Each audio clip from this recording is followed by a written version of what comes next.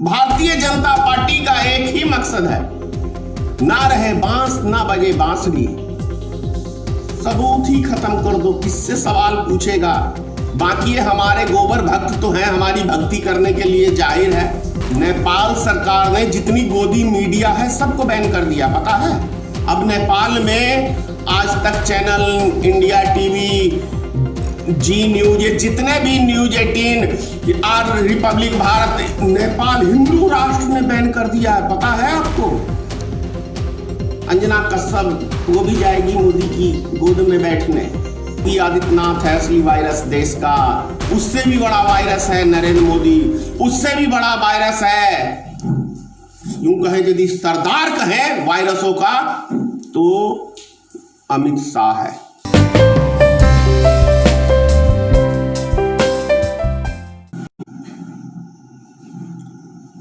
अब तो ये स्पष्ट हो गया है कि उत्तर प्रदेश में जंगल ही राज नहीं, महाजंगल राज स्थापित हो गया है।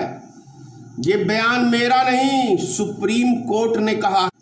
सुप्रीम कोर्ट यदि कोई टिप्पणी करे तो ऐसे ही नहीं करते, वो उनको नजर आता है, तभी तो निर्दोष आदमियों के ऊपर मुकदमा होता है और अपराधियों को संरक्षण दिया जाता है, से भय होता है कहीं हमारी ये पोल पट्टी ना खोल दे तो उसका एनकाउंटर होता है। जैसे विकास दुबे का हुआ, ये स्पष्ट हो गया कि बड़े बड़े, जैसे आप सोशल मीडिया पे देख रहे हैं अमित शाह के साथ फोटो, जेपी नड्डा के साथ, ये योगी आदित्यनाथ के साथ फोटो, तमाम बीजेपी के बड़े बड़े लीडरों के साथ विकास दुबे का फोटो वायरल हुआ है। तो अब सवाल यह उठता है कि एक गांव का प्रधान 200 करोड़ की संपत्ति का मालिक बन जाता है और किसी सरकार को कोई भनक नहीं होती। 59 मुकदमे उसके ऊपर दर्ज होते हैं और उसको टॉप 10 की लिस्ट से। क्यों? क्योंकि सवाल है अगड़ी जाति का, अगड़ी जाति। और ऐसा भी यूपी में कुछ, क्या कहूं, अज्ञानी कहूं, मूर्ख कहूं, महामूर्ख कहूं, कुछ शब्द नहीं है, जो ऐसे अपराधी को अपना हीरो मानते हैं। तो उससे भी बड़े अपराधी वो हुए जो उसको हीरो मानते हैं। जिसने 8 पुलिसकर्मियों की हत्या की, उसको अपना हीरो मानते हैं। इसका मतलब वो भी उस में मास्टरमाइंड है, वो भी उसका सहयोगी है अपराध जगत का। मैं तो कहता हूं योगी आदित्यनाथ यदि ईमानदार सरकार है तो जिस व्यक्ति ने कहा कि ये हमारा हीरो है उस सबको अरेस्ट करो, क्योंकि वो सब देशद्रोही है, समाजद्रोही है। जो पुलिस प्रशासन हमारा संरक्षण रक्षा का काम करता है उसको मारने का काम किया, जो विधि व्यवस्था को कायम, उसको मारने का काम किया। लेकिन उससे भी बड़ा सवाल यह उठता है कि आखिर किसके इशारे पे एनकाउंटर किया पुलिस प्रशासन ने। यह भी एक बहुत बड़ा प्रश्न चिन्ह है। किस किस को बचाने के लिए? अब तो यह कहें कि लगता है उन 8 पुलिसकर्मी का जो हत्या हुआ था उसके परिवार से सहानुभूति पुलिस प्रशासन को ही नहीं है। हम ये भी कह सकते हैं, क्यों कह सकते हैं? क्योंकि असली बात, यदि रोड पे ही फैसला करना है तो सबसे पहले तो ताला लगा दे। आप देख रहे होंगे काफी देर से नेटवर्क रुक जाता है। कितनी फटती है इनकी, कितनी फटती है मोदी सरकार की। तो उत्तर प्रदेश और उससे भी बड़ी बात बिहार के उप मुख्यमंत्री सुशील कुमार मोदी, देखिए कितने कलेजा वाला ये उप मुख्यमंत्री है। पिछली बार छठ पूजा के अंदर बिहार में क्राइम ग्राफ दबा के बढ़ा हुआ अभी भी है।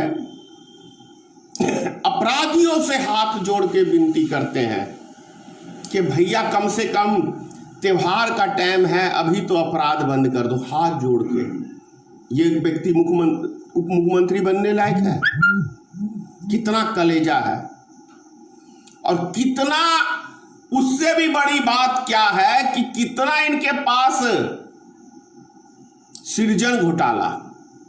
ईमानदारी का ढोल पीटने वाले भारतीय जनता पार्टी के लोग, बिहार में सृजन घोटाला होता है। सुशील कुमार मोदी की बहन उस बैंक की, उस संस्था का चेयरमैन, कोई कार्रवाई नहीं होती है। अपने आप को ढोल पीटते हैं, ये ढोल पीटते हैं, ईमानदारी का ढोल पीटते हैं, देशभक्ति का ढोल पीटते हैं। मध्य प्रदेश के अंदर 60 से ज्यादा व्यापम घोटाले में हत्याएं। शिवराज सिंह चौहान की सरकार, ना रहे बांस ना बजे बांसुरी, कहावत है ना। इसीलिए विकास दुबे हटा दो। सवाल किससे पूछोगे जब रहेगा ही नहीं तो? सवाल किससे पूछोगे भाई? इसीलिए हटा दो। भारतीय जनता पार्टी का एक ही मकसद है, ना रहे बांस ना बजे बांसुरी। सबूत ही खत्म कर दो, किससे सवाल पूछेगा? बाकी हमारे गोबर भक्त तो हैं, हमारी भक्ति करने के लिए, जाहिर है। उससे भी बड़े गोबर भक्त तो ये गोदी मीडिया है।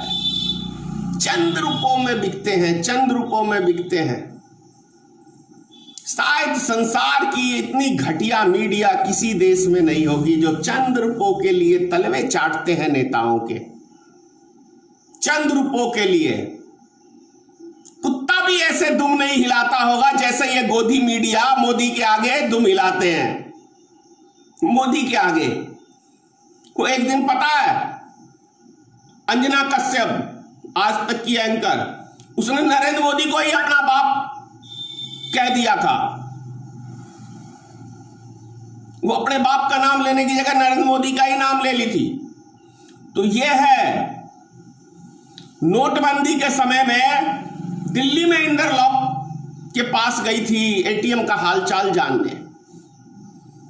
तो जहां देखो वो ये कैमरा वाले तो वहीं पहुंचते हैं जहां मोदी मोदी मोदी मोदी करते रहते हैं।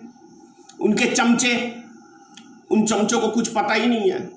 हम मोदी की तरह नहीं बोलते हैं, सबका साथ, सबका विकास, सबका विश्वास, यानी कि जो हमें वोट नहीं देगा हम उसको जीने नहीं देंगे। ये मोदी के भाषण में है। ये चीज है। भारतीय मित्र पार्टी का गठन क्यों हुआ जानते हैं? करीब करीब 3000 पार्टियां हैं आज हिंदुस्तान में। सिर्फ 68-67 पार्टी चुनाव लड़ती है। बाकी पार्टियां किस लिए बनी है? और जो ये 68-67 पार्टियां हैं, इनका भी कुछ रिकॉर्ड बेहतर नहीं है। जो जितनी बड़ी पार्टी उतना बड़ा झूठा पार्टी।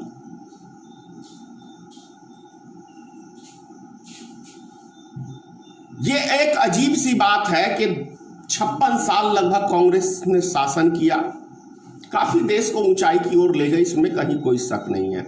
लेकिन आज वर्तमान में अपने आप को कहते हैं कि दुनिया की हम सबसे बड़ी पार्टी हैं। 6 साल तक भारत की संपत्ति को संभाल के नहीं रख सके मोदी। 6 साल तक, 6 साल में जितनी भी सरकारी संस्थाएं थी सबको बेच दिया। मात्र 29% इस देश की जनता ने भारतीय जनता पार्टी को मत दिया है। मात्र सिर्फ 29%। 71% तुम्हारे खिलाफ तब था। और अब तो जितनी गोबर मीडिया है, गोबर मीडिया, गोदी मीडिया मत कहो, गोबर मीडिया कहो, ये पढ़ लिख के भी यदि गलत करते हैं तो इनके दिमाग में गोबर है, ये अक्लमंद नहीं हो सकते, ये अक्लमंद मीडिया नहीं हो सकती। ये देश को चौथा स्तंभ ये नहीं कहला सकती। आपको एक जानकारी है, नेपाल सरकार ने जितनी गोदी मीडिया है सबको बैन कर दिया, पता है? अब नेपाल में Aaj Tak channel, India TV, Zee News, ये जितने भी News 18 or Republic Bharat, Nepal हिंदू राष्ट्र ने बैन कर दिया है, पता है आपको? सिर्फ दूरदर्शन दिखेगा। बाकी जितने भी न्यूज चैनल थे, गोदी मीडिया नहीं, गोबर मीडिया, गोदी मीडिया नहीं कहेंगे, गोबर मीडिया इसका नाम रखेंगे हम लोग, बहुत बेहतर सूट करेगा। क्योंकि ये एंकर सुबेरे सुबेरे गोबर और मूत्र पी के चलते हैं। दिमाग नाम की चीज नहीं है, गोबर मीडिया कहिए इसे। तो ये हाल है।